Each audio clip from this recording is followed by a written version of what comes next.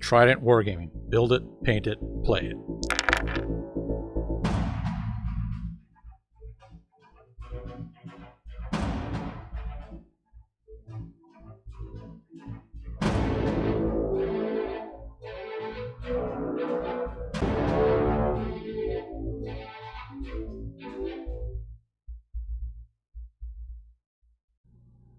Hey everyone, welcome back to another episode of Trident Wargaming podcast.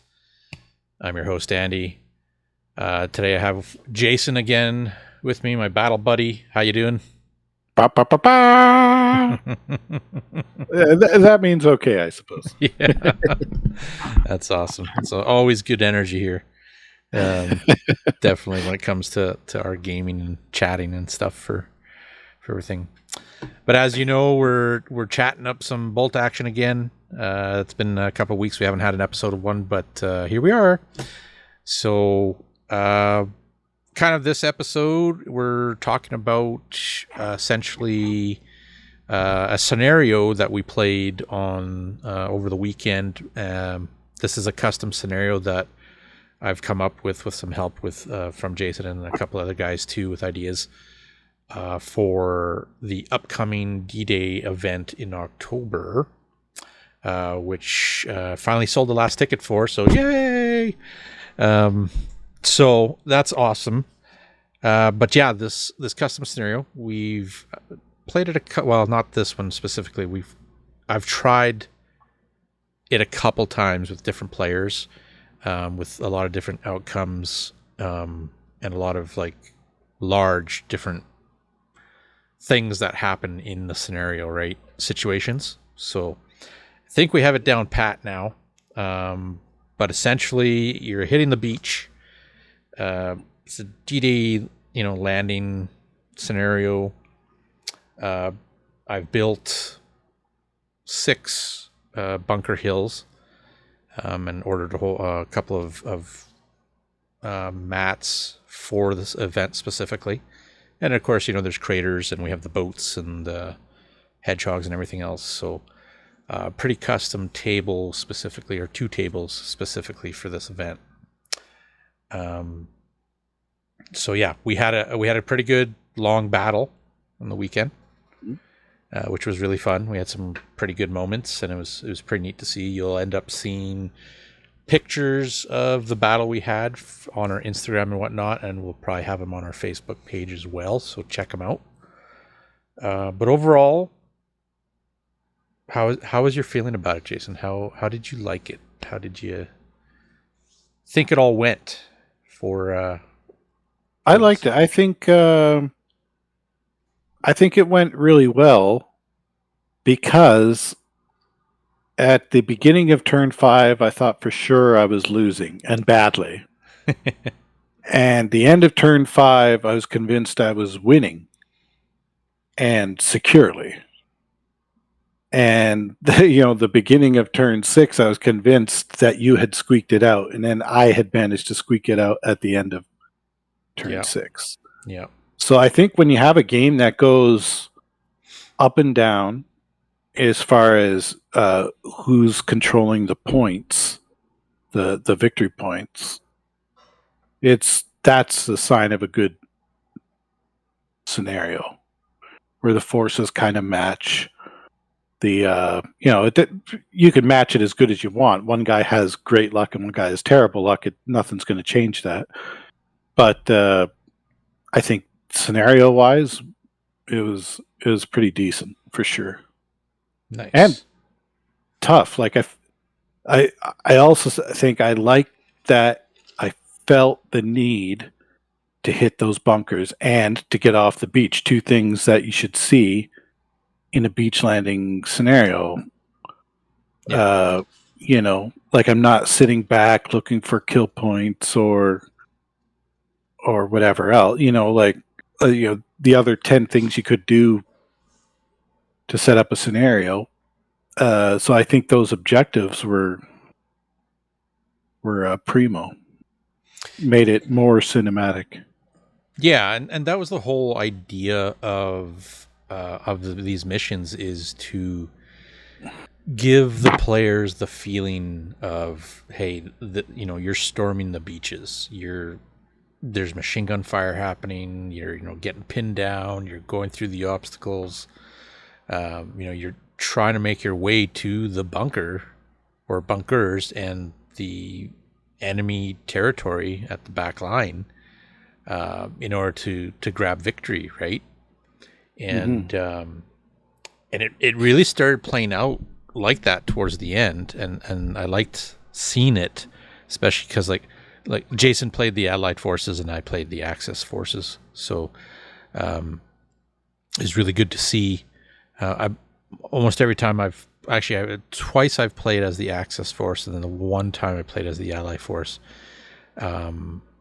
with a lot of mixed results over the 3 games, and I think this one kind of bangs it down now. So, but yeah, like there was times where in the game, like my forces hit you hard on one section of the board, and it's like, ooh, I think I got this. I think I got this corridor, and then it's like, nope, shit's going down, stuff's happening. I'm taking too many hits, or I'm taking too many pins, that kind of thing, right? So the funny thing is my flamethrowers both stacked up against one bunker, both crapped the bed, and the other 2 bunkers I took down fine.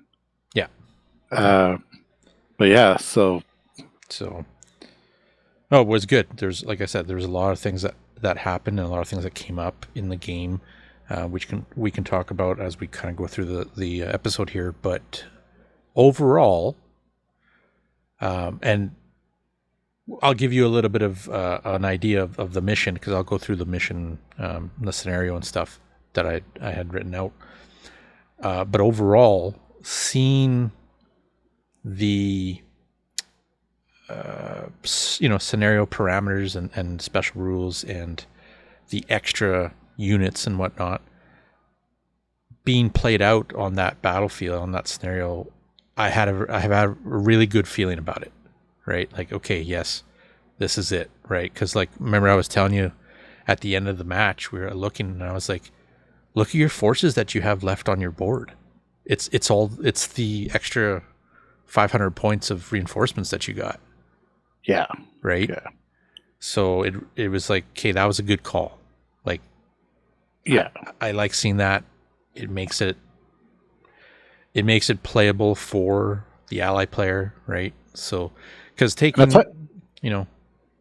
the idea from actual historical event that happened to the tabletop sometimes can get skewed, right? Like it has to be playable, right? So yeah, exactly. It can't be too lopsided, and I'm all for an unequal scenario.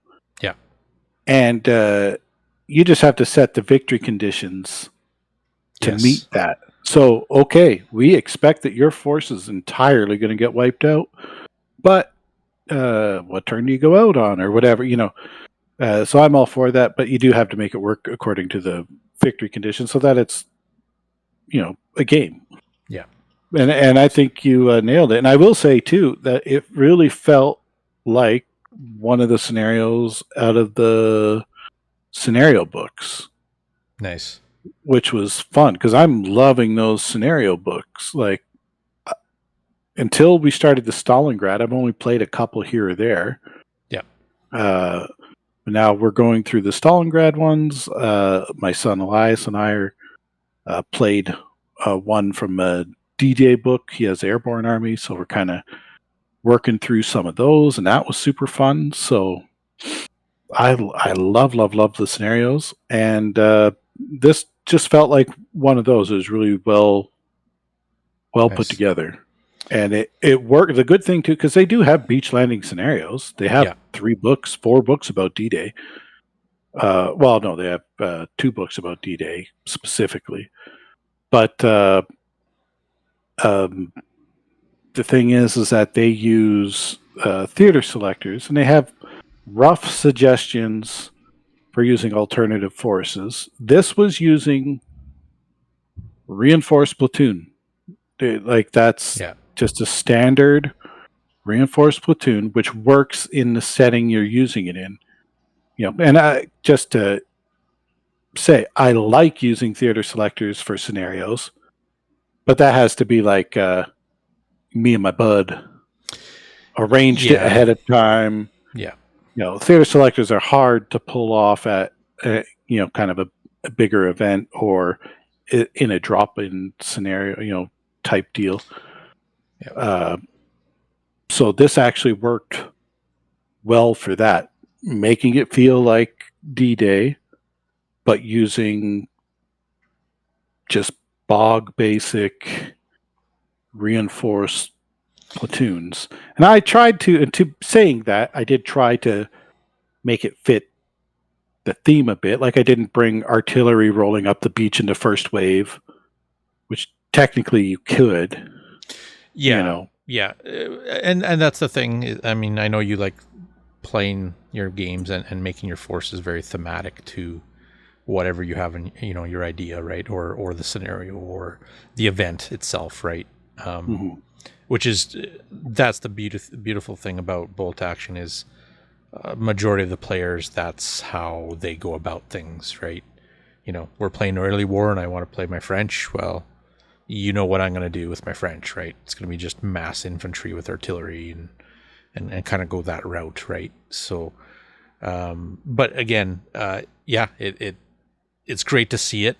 Like you took tons of infantry, which it was awesome to see, and I was expecting tons of infantry, right? So and going back to the reinforced platoon, that was the whole idea, because taking theater selectors in an event or a tournament, there's too many variables. There's too many extra special rules that these theater selectors get that are meant specifically for these pre-made scenarios that are in the campaign books, right? So things get a little skewed in tournaments when people start playing them, and even in drop-ins, I've seen it before. Could cause feel bads, but again, like I say, you talk to your opponent. But overall, that was the whole idea: is reinforce platoons for this whole event, make it standard across the board. You can make whatever you want with reinforced platoons. That's fine. Just keep in mind that this is the kind of the theater that you're playing in, and if you want to make the thematic look to your army and whatnot, get it all painted up. And there's even we even do have a prize for painting /theme, so that does all take effect into the event. So I think it's gonna be great. I think people are gonna have a lot of fun. I've already had a lot of people commenting on just a little sneak peeks of the table, that I've done, and you've seen it. You've seen pretty much all of it. But yeah, as we're going through this, as we're talking about this, give you a little bit of background on this mission. I will be releasing this mission probably shortly to give people an idea who are coming to the event of what's coming, right? Like helps them build a force, or helps them kind of say, okay, I need to build these extra units, right? So I don't want somebody to kind of be surprised at the event with, hey, this is what the mission is, and you built your army kind of or I didn't take the extra units that I should have taken. But and that in mind too, there's also for this event, there's also multiple battles. Yes. So you do kind of want it, and all have different tables and objectives and scenarios. So you could really go hard for this scenario, but might leave yourself, weak for some of the other ones. But yeah. So I have this mission. This one's pretty much almost in its final stage. I'll get it all done up, and then share it with the players that are coming to the event. And then the next mission I'm working on, which I have some pretty good ideas for, and then because each table will have a mission of their own. There's going to be 5 tables. 2 of them are the same because it's specifically the D-Day landings. And then I have 3 others to do. So it'll be fun, a lot of fun. But for this mission, let me just pull up my data slate. Pull up the typewriter. So mission Beachhead Assault is what I'm probably labeling at. The forces, the Axis forces will have 1250. That's the standard points that we're doing for this event. This mission specifically for the Allies, they'll actually get a side pool of 500 points of infantry. This does not have to follow a reinforced platoon chart. You just have to take an extra 500 points of infantry. So you can take your infantry squads. You want to take another sniper, that kind of thing. You can take those. So, but it does have to follow it to a degree. You're saying you don't need the minimum choices like an officer and 2 infantry squads. Correct. But you still can't bring here's my 6 snipers or... Yeah, exactly. Okay. Yeah, you're not going to be able to take 10 more mortars, right? Yeah. So that's a good little amendment. I'll have to make sure I put that into the notes here. But mainly, infantry. That's what I want to see come up on the board. So that extra 500 points really does go a long way and helps the allied player in this mission. So it's you see it in action. You see it come on, right? So game is going to be 7 turns. Deployment is 12 inches from the table edge, the long edge. Now, the Allies forces, they get to deploy 4 of their boats, their landing craft. They'll get to place it wherever they want to on that 12-inch line, and that's where your troops are coming off of. So that entrance of the boat, that's where they're coming from. Which I really liked because it made me make decisions, because I couldn't just have everything. There is no doing a refused flank. Yeah. Because they just won't fit. So... So you can't flank in this mission, obviously. So, which I think I do have here. I may not. I might have to add that in. But there's a couple little different things I have here for the Allies and the Axis powers in this mission. Now, remember, we are doing a D-Day event, but this is our D-Day event. And knowing that not all the players in our community actually have, the accurate forces to be fighting in these scenarios. So you could be going up against some Japanese in the bunkers. But I think right now, all the Axis powers are actually all playing Germans, which is pretty cool. And then I think all the Allied players, except for maybe one, I'm not sure what Cam's playing. Oh, he might be bringing Americans. I think he has Americans. But yeah, it's looking pretty good. So we'll have probably Brits and Americans for sure. But yeah, the Axis defenders, so they get bunker defense. So this is one of the categories or special rules as well. So Axis players get to pre-deploy units into the bunkers, 1 unit per bunker. Remaining units come onto the board first turn as the first wave. I didn't want to do reserves with this scenario because I didn't want units just held off the board and things to take time. I wanted stuff to be coming up. The idea with these missions and for events like this, you have a 3-hour time limit.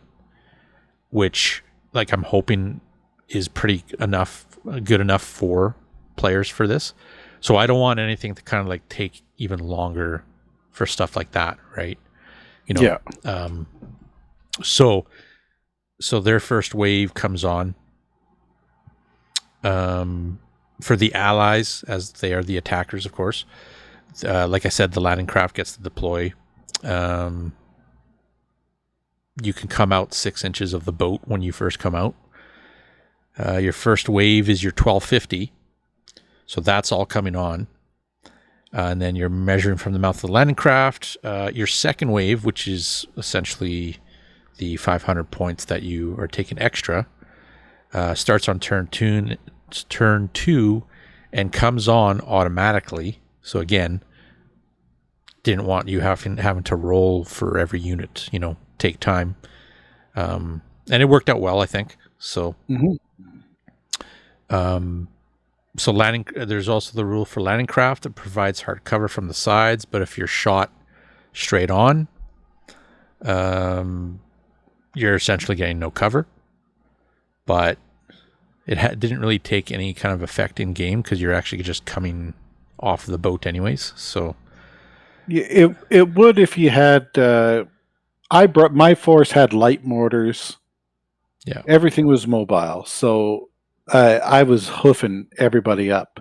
Yeah. But I could see maybe a guy brings a medium mortar. The thing with that, I think the reason I put that in there was the previous time I played, I actually had deployed my units in the boats, and then they would move off the boats, right? So like my actual miniatures were actually on the boat before I started moving them. Oh, yeah, where we just counted the entrance as the front of the boat. Yeah, your deployment, right? So because I remember I was playing Jordan and he took some shots, like he took a shot at my tank that was coming off the boat kind of thing, right? Mm-hmm. So, and then that kind of came up. It's like, oh, well. And then, one of my units got stalled on the boat. So it was like, shit, right? So that's probably why I have that in there. It didn't take effect in our game because... No. So that's probably going to be striked out. What else did I have here? Yeah, same thing. If a unit wasn't able to be deployed, they just come out 6 inches on the side of the landing craft. So special equipment. Now here's another thing. Part of the mission was, we'll get to it later on, is the allies there's like a secret missions, like a side mission. So they had to try to take out these bunkers as well. So they get some special equipment, some satchel charges, demo charges, whatever you want to call them. So you actually get to select 6 units that get to carry these charges. Now, the rule I made up with them is in order for you to use them, you've got to get the unit, within the bunker using an advance order. Within 3 inches of it, and if you do, you have a chance at knocking out the bunker. So infantry squads would succeed on setting it off on a 4+. Now, if you have engineers in your army, if you give it to them, they'll actually succeed on a 3+, to destroy the bunker. Now, when it was nice to see that Jason actually got to use this. Mm-hmm. Right, because you did get up there and you did use them, and they're the ones that failed the roll. Twice. That's what I was going to say is, it didn't just pop off like every time you rolled. No, right? There's, and I think that was the right call, making it a 4+. It's easy peasy to remember. +1 for engineers makes sense. They have better equipment. That's kind of what they do. Yeah. And it did not come off. And the other side too, it took 2 turns to get that one to go. This one never ended up going, and the middle one I got on the first try. Yeah. But yeah, which is pretty cool. Yeah, I think it worked. It made it cinematic. I was like those dice rolls I was nervous for, which is fun. Like you want to Oh gosh. Now the thing with doing this now, um, the bunkers themselves, and comes to the next point that we will touch on for terrain and special rules.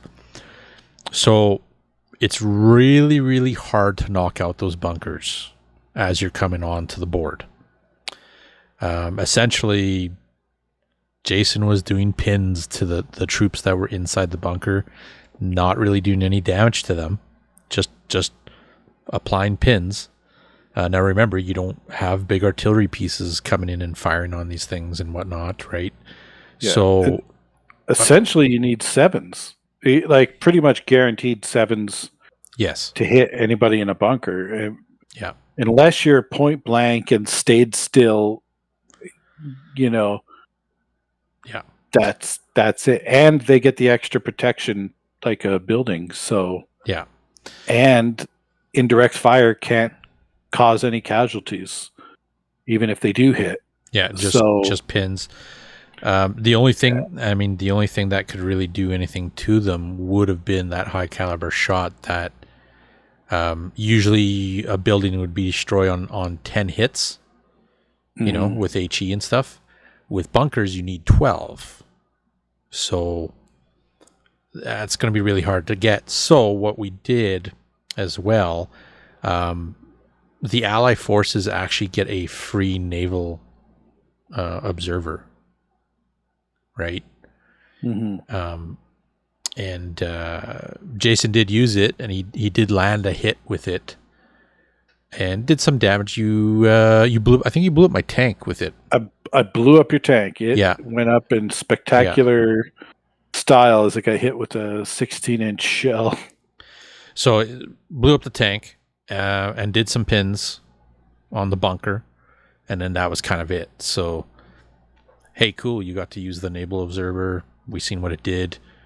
Yeah, it did some damage, but that's awesome.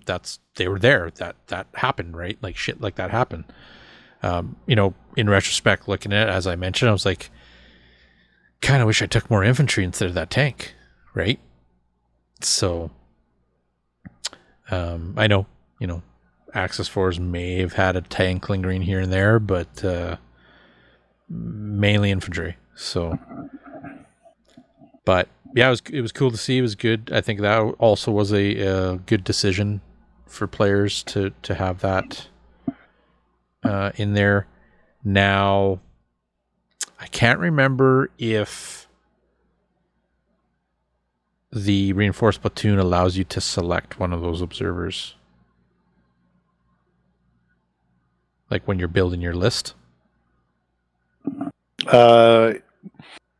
It does in I'll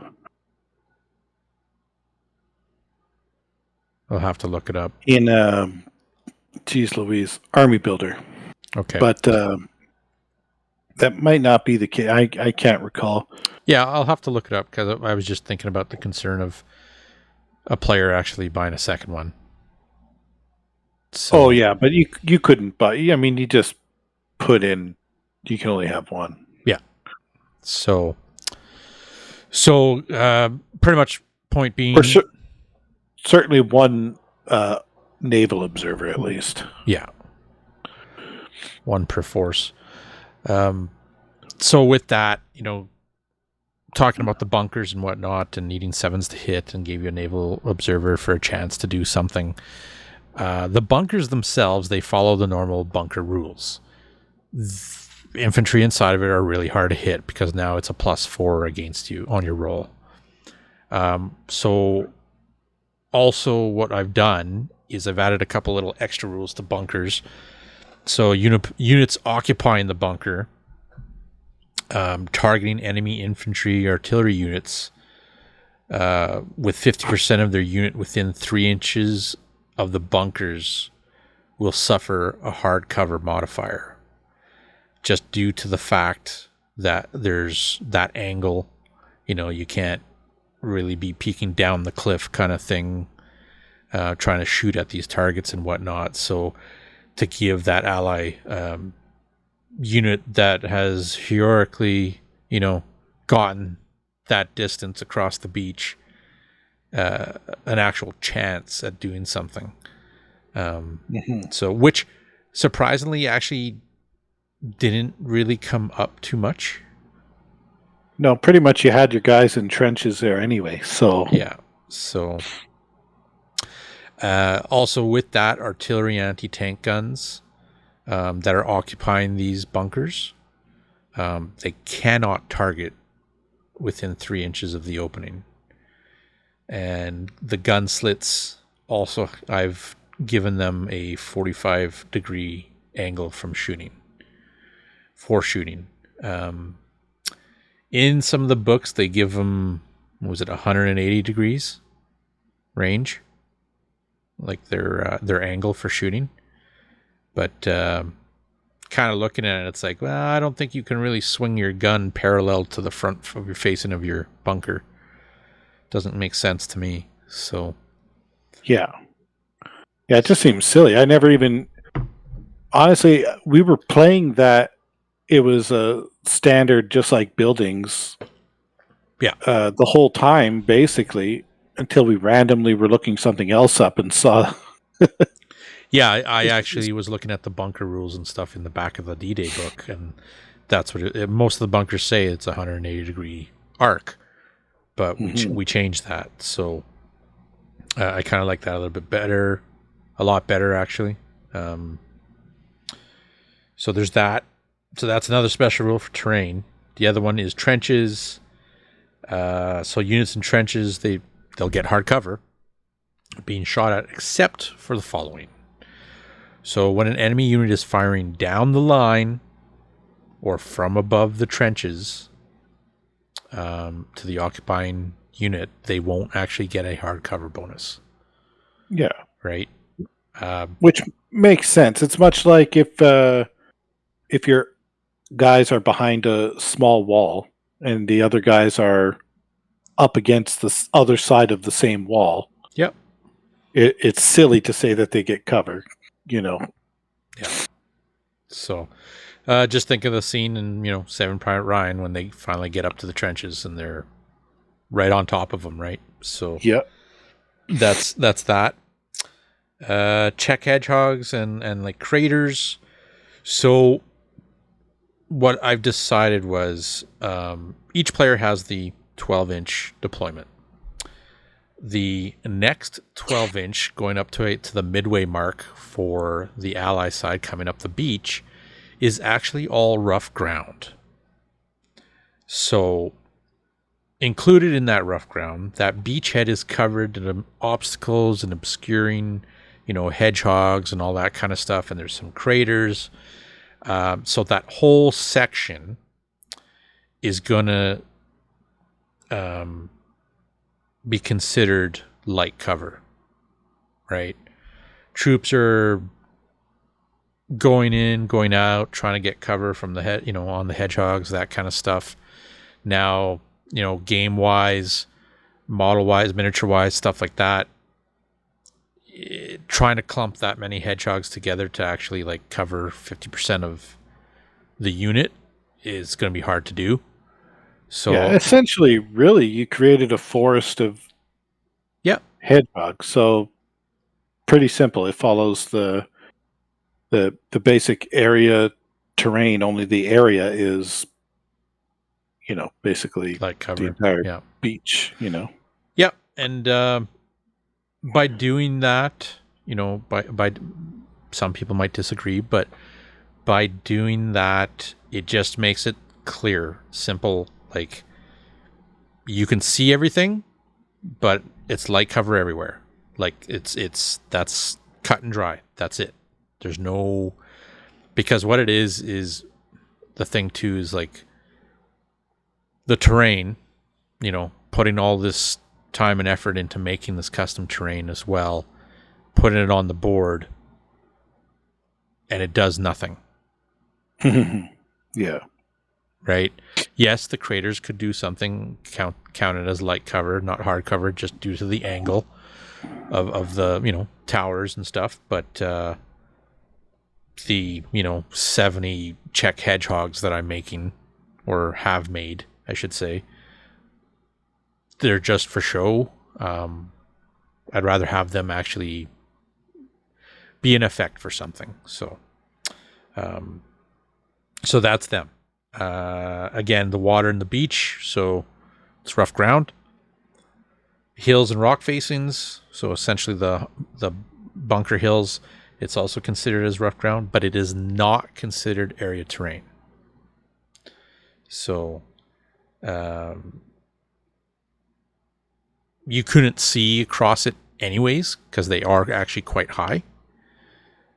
But it allows units to be shot at, allows things to happen, right? So, so that's it for the special rules and stuff for this scenario.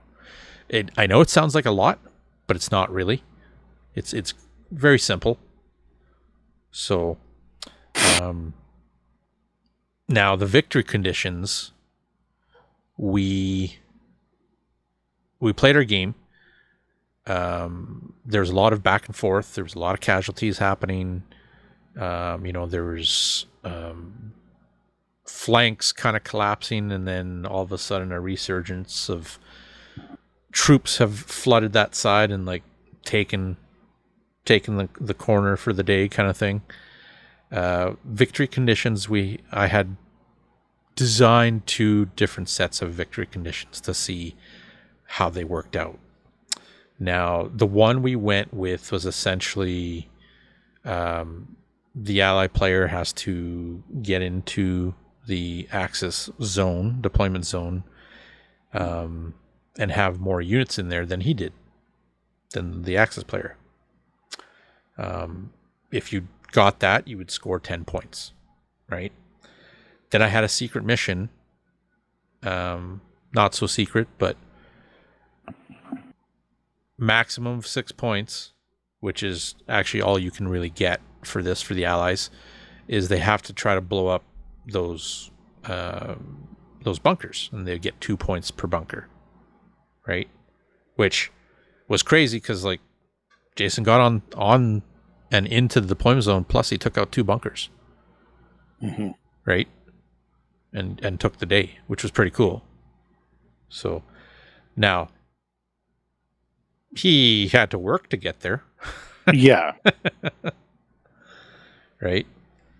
Yeah, there was no easy. Like I said, it was really turn 5, the beginning. I thought, well, this wasn't even a challenge for Andy. He's going to mop the floor with me, feeling bad that I didn't offer a good challenge at least. And at turn 5, I'm like, I got this in the bag. Beginning of turn 6, oh goodness, this is not going well for me. And I thought you squeaked it out, and then I saw, okay, I think I got this. So it was really just up and down for that. Oh yeah. That little part. And the first couple turns was just you pounding the crap out of me, just as I'm moving up, slogging it across the difficult terrain. Yeah.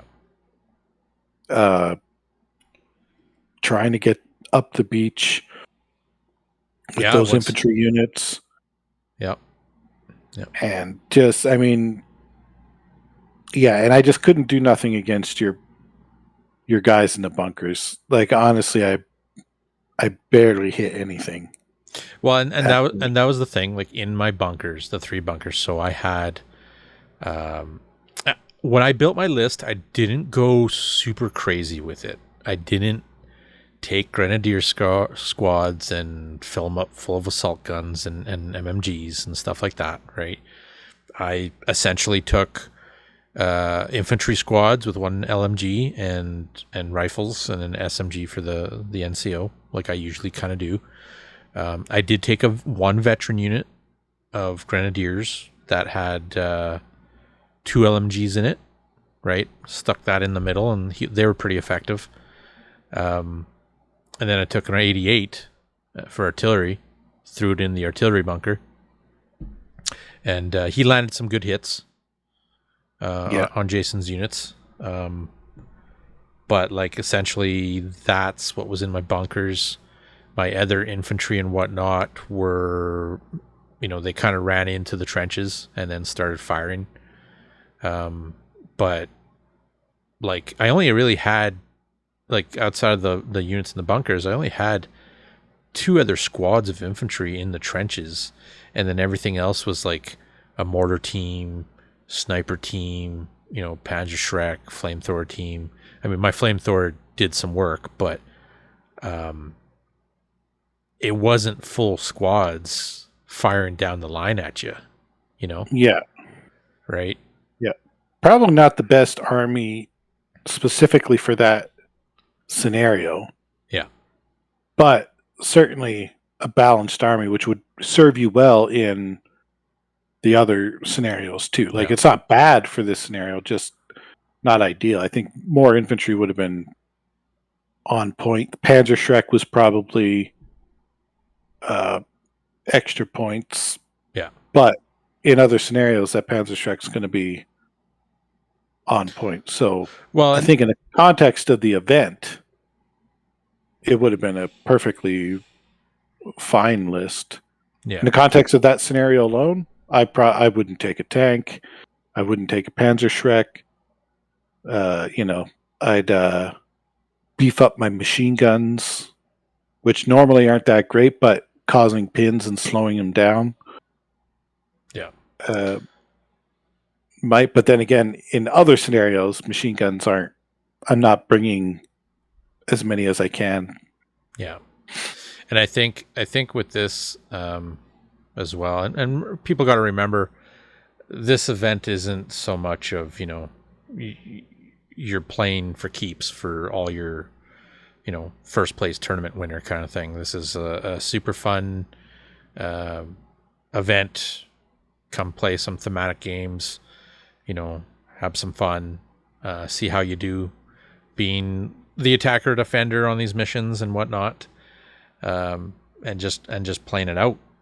So, like, if these missions, being a defender, if you're coming on when you got 2 tanks on your side because you went double reinforced platoons, well, you might feel the burn on that one, right? So, but who knows?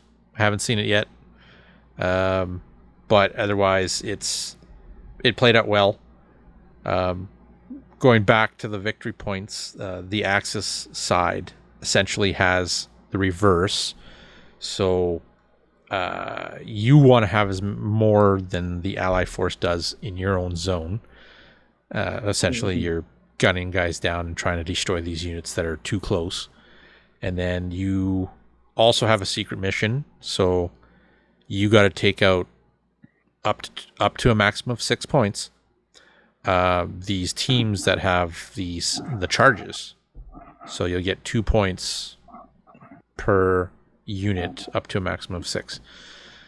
So I wanted to keep the points equal on both sides, right? If it does come to a draw, then I'll go to essentially kill points to see who got more kill points. I don't see it going to a draw, but it possibly could. The other way that I had done the victory points or the victory conditions was actually a lot of victory points, and I won't go into too much detail with that because we're not going to use it. But essentially, it really put the advantage on one side for points. There was a lot more points to be had. Yeah, and we did the calculation and whatnot, and like it was some high numbers on the one side compared to the other, and it was like, I don't know how I feel about that, right? So, plus it's the whole goal is for the Allies to get off that beach and on the other side. So make that the objective, right? Make that the game-winning objective. So we'll go with that. And the nice thing too is these secret missions do count for kind of a side point thing that I'll be tracking throughout the whole day. So it'll be fun to see how players do with that. How many of those missions that they get completed. So, but yeah, no, that's the victory conditions and whatnot, special rules, and the setup for the scenario. A lot of fun. It'll be great to see the miniatures on the board, see players playing it, all that stuff, and see how it goes. So, any other takeaways there, Jason? Like on the mission, what you thought? Any other ideas come to mind? No, I think I kind of threw them out there. Again, it was fun, fairly balanced. We both had roughly equal measures of bad luck and good luck. So I kind of it's like good usual. when you're trying to. Well, no, like usually it's one of us just shits the bed for luck. Yeah, and you know, so it. But that's not helpful when testing a scenario. Yeah, no kidding, right? Makes for a fun game, but it's not helpful. Yeah. But this one we actually kind of evened out on the luck front. Yeah. Which was good, and I think it was really up and down. It was a tough fight. It was made it cinematic. I had to move across the table, which, I mean, honestly, you're landing on a beach. You expect to have to deal with bunkers and move off the beach. Anything else is, secondary. So having those as the main objectives just makes sense. Yeah, so for sure, I like having all that in there, and then having a tool to take out the bunkers, and making it an objective for the defender too. Can't speak as the defender, but I would be sweating bullets trying to take those units out. Yeah, so, you really have to look at like target priority, right? And like okay, you know what? Some of my calls weren't the greatest. Maybe like your light mortar was just throwing pins, and really, my light mortars were on fire. I brought two of them, one in the reinforcements, and one with the main force. And they were just chucking lead, pal. They were lighting it up. They messed up my center bunker, right? So yeah, just hit on the first shot, and just started plunking down pins. Now it's a light mortar. It's not. I mean, it's nothing to write home about, but still, yeah, it did mess up that team, which that was your squad, your main, like your big. That was my veteran squad. Yeah, with the two LMGs with a clear line of view. They're taking those pins, forced you to rally, which you failed. Yeah. And then, which is a big deal when you're talking 6 turns and you have a unit that can't participate in one of them. Yeah. That really hurts their effectiveness, right? It reduces it by 15%, just not counting anything else they do in the game. You've reduced their effectiveness by their not being able to act in that turn. So 100%. 100%. And light motors are kind of cool looking. All of the models across all of the armies, they have cool poses. A lot of them, I really do like those models. Nice. Anyway, Brando, There you go. That's what I got. Very good. Very good. So yeah, that kind of concludes that little scenario. So let us know what you guys think. As you guys who are partaking in the event, this kind of gives you an opportunity to kind of look at what things to come, especially for that mission, maybe a little bit of preparation for it. So by all means, hit me up, message me if you have any questions, that kind of stuff. Help you out as much as I can. And then for you guys out there who, maybe you guys like this scenario, or maybe there's ideas you want to throw at me as well, by all means, hit me up as well. Just post it, or maybe you guys have done the same kind of thing and built your own scenarios, had your games, and you've come across little rules and whatnot to use in the scenario that really does its justice, kind of thing, right? So yeah, there's that. And speaking of like scenarios and whatnot, just going down the road, Recurrent Manor mission that I'll be winding up, starting to really look at and do. Of course, there'll be like spiking the guns and whatnot, and kind of different deployments, and even a little bit of maybe a surprise little tactic thing that Jason had mentioned to me on the weekend there. We kind of bantered with some ideas back and forth. So we'll have that mission kind of going. It'll be a nice little special one too. I got to build trench lines and stuff for that, which will be pretty fun to do.